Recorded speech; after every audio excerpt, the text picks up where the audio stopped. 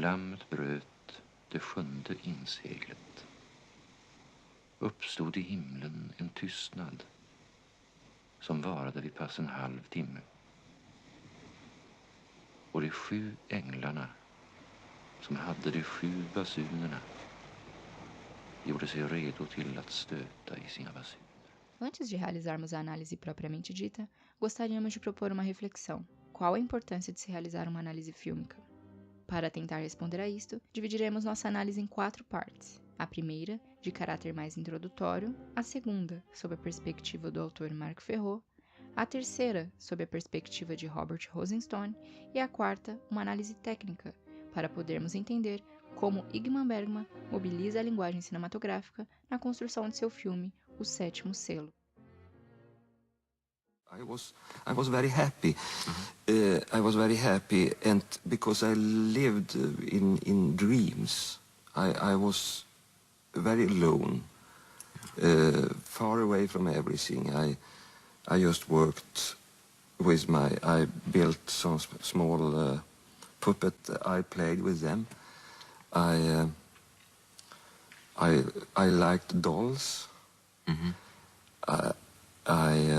Did you like animals? I made sketches. Did you like animals? Did you have pets? No. I was afraid of all animals. I was a very scared little child, but I liked to be alone and to play with my things. I created them myself. Bergman é um diretor sueco, nascido na cidade de Uppsala em 1918. Entre os cinéfilos, Bergman é conhecido por retratar questões relacionadas à condição humana, e as análises sobre seus filmes costumam enfatizar a influência existencialista em suas obras, principalmente a do filósofo francês Jean-Paul Sartre. Em suas produções, há muita influência de aspectos de sua vida pessoal, especialmente de sua infância, marcada pelo papel autoritário e religioso de seu pai, um padre calvinista. Esta dimensão biográfica se encontra mais evidente em sua última produção para o cinema, o filme Fanny Alexandre, de 1982. Já O Sétimo Selo foi lançado nos cinemas em 1957 e lhe rendeu prestígio internacional.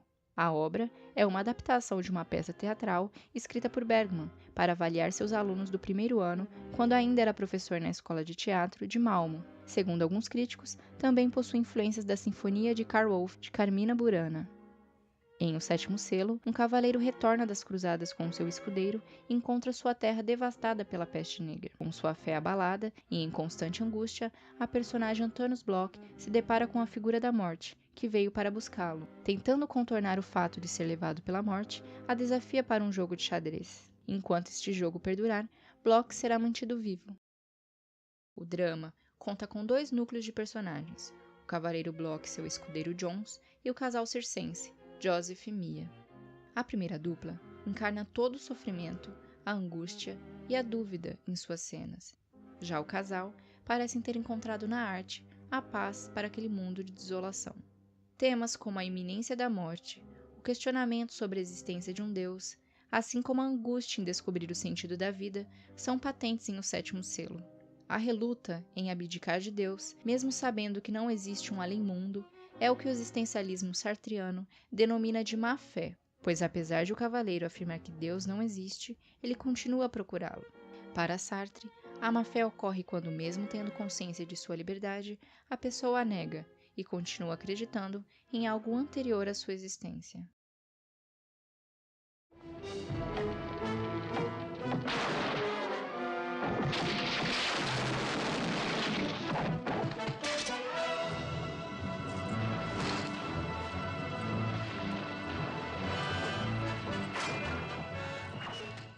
A década de 60 é marcada pelo auge e o declínio do épico medieval, gênero presente desde o início da arte cinematográfica. Havia, neste momento, uma desconfiança com o gênero épico, devido à sua extrema simplicidade. O Sétimo Selo marca uma mudança de perspectiva. Mudança marcada pela construção de personagens cada vez mais complexos, como o próprio Antonius Bloch. Neste momento, a ação que caracterizava o gênero épico dá lugar a reflexões. Sabemos que cada tempo constrói uma imagem sobre o que foi a Idade Média. Uma análise que leva em consideração a época, as condições de produção, o contexto político-social, são propostas pelo autor Marc Ferraud em sua obra Cinema e História. Para Ferrot, os filmes não ultrapassam um debate de sua contemporaneidade. Da perspectiva apresentada pelo autor, o fato da diegese do filme estar ambientada na Idade Média seria um reflexo da desilusão com aspectos contemporâneos a Ingmar Bergman, como a desilusão com a Segunda Guerra Mundial, o Holocausto, a Guerra Fria e a iminência de uma guerra nuclear.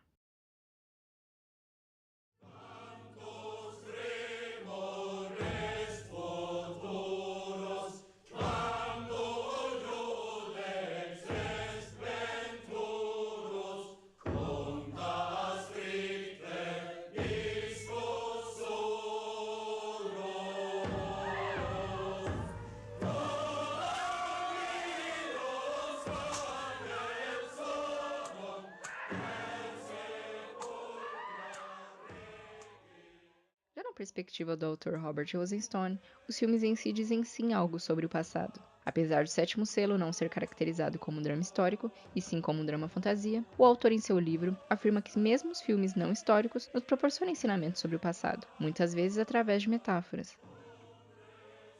Em O Sétimo Selo, por mais que existam questões inovadoras do gênero medieval, alguns clichês ainda são retratados, como a figura do cavaleiro nobre, o escudeiro fiel, o circense bobo, o taverneiro violento.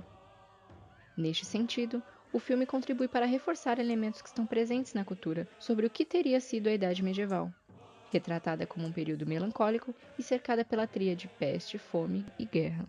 Porém, esta fuga do gênero épico faz com que visualizemos o passado medieval como mais complexo e os personagens ganhem mais humanidade.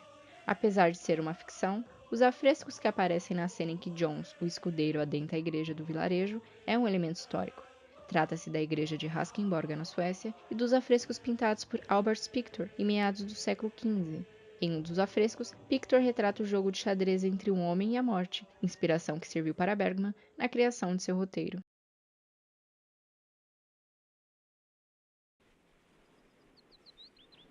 Mia! Jag ser dem, Mia. Jag ser dem. Där borta över den mörka ovädershimlen. De är där allihop. Smeden och Lisa. Och riddaren Raval och Jöns och Skat. Och den stränga herren döden bjuder dem till dans. Han vill att de ska hålla varandra i händerna. Och så ska de tråda dansen i en långa rad. Och först går den stränga herren med lia och timglas. Men Skat, han slinker på sladden med sitt stränga spel. De träder bortåt. Bort från gryningen i en högtidlig dans. A linguagem cinematográfica possui uma linguagem própria, que utiliza uma pluralidade de códigos. O Sétimo Selo foi produzido com um orçamento de apenas $150 mil, um valor bem menor em comparação a outras produções da época. A simplicidade do cenário e a clareza nos diálogos são influências estéticas diretas do diretor japonês Akira Kurosawa, conhecido por seu estilo cru, o que faz nos lembrar o próprio teatro. Além disso, as personagens de Bergman costumam ser interpretadas pelos mesmos atores, não que isso seja uma característica exclusiva do diretor, já que diretores como Scorsese e Tim Burton também têm seus atores preferidos.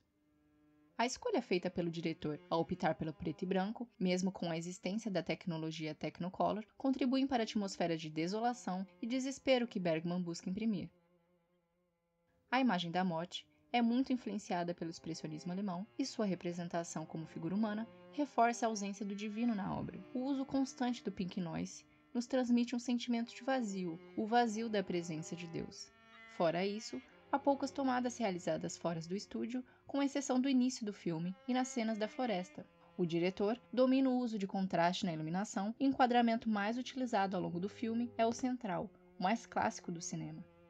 O uso constante de close-up valoriza a interpretação dos atores, que são excelentes e possuem uma bagagem no ramo teatral, o que colabora para que seus gestos e impressões sejam tão sofisticados e claros, como na cena em que Antonius Bloch discursa com a morte e ele se encontra entre grades, o que é uma metáfora para uma personagem presa em sua angústia.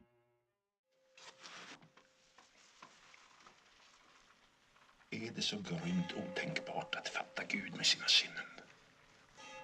Varför ska han gömma sig i en dunstkrets av halvuttalade löften och osedda under? Hur ska vi kunna tro på de troende när vi inte tror själva? Vad blir det av oss som vill tro men inte kan? Och vad blir det av dem som varken vill eller kan tro? Varför kan jag inte döda Gud inom mig? Varför lever han vidare inom mig på ett smärtsamt och förebyggande sätt, trots att jag förbannar honom och vill vräka ut honom ur mitt hjärta? Varför är han trots allt en jäckande verklighet som jag inte kan bli kvitt? Hör du mig? Jag hör dig. Agora que vimos todos estes elementos, retomemos a reflexão inicial. Qual a importância de se realizar uma análise fílmica? A análise fílmica tem como função explicar e esclarecer o funcionamento de um determinado filme e propor-lhe uma interpretação. Mas não podemos nos esquecer que o filme deve ser o ponto de partida e o ponto de chegada desta análise. Como vimos ao longo do vídeo, uma análise fílmica nos traz diversos ensinamentos, seja sobre a época de sua produção, sobre a história propriamente dita, sobre a história do cinema e aspectos da linguagem cinematográfica. Ingmar Bergman é um grande diretor que usa da simplicidade para tratar de grandes dilemas. Não é à toa que diversos outros diretores o admirem tanto.